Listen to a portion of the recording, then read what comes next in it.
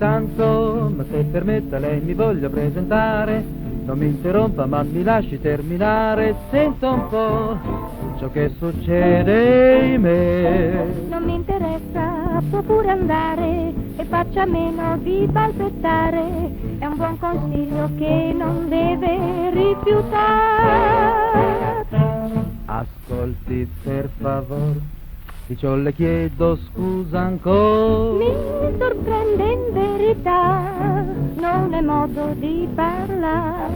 È un tic nervoso che non so frenar chissà perché. Una scusa non c'è mai, ma ho un rimedio originale. Ma guardi qua, il segno rimarrà. Le passerà la voglia di baciare. Ascolti per favore, questo è un difetto e non amore. Ma io son dell'opinione che con i baci parla il cuore.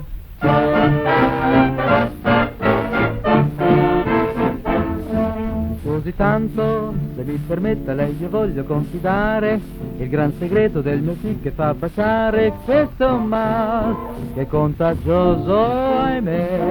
Io non ci credo, mi vuol burlare. Se così fosse senza esitare, in pochi giorni il mondo intero dovrei baciare. Ascolti per favore, non è più tic ma vero amore. Ma qualcosa sento in me, l'ho baciato, ma per te. Che gran felicità, adesso pure lei ce l'ha. Ora deve presto dire il sistema per guarire. Il mezzo c'è, rimanga insieme a me.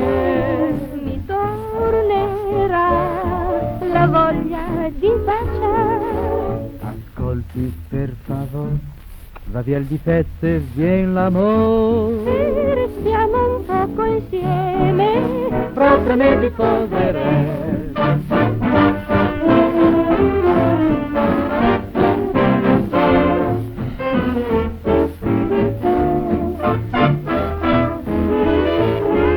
Ricordi mio tesoro, com'è spuntato il nostro amore. questo tic adorerò. Se Questo gran malanno dura più di un anno, io già lo so che più non guarirò.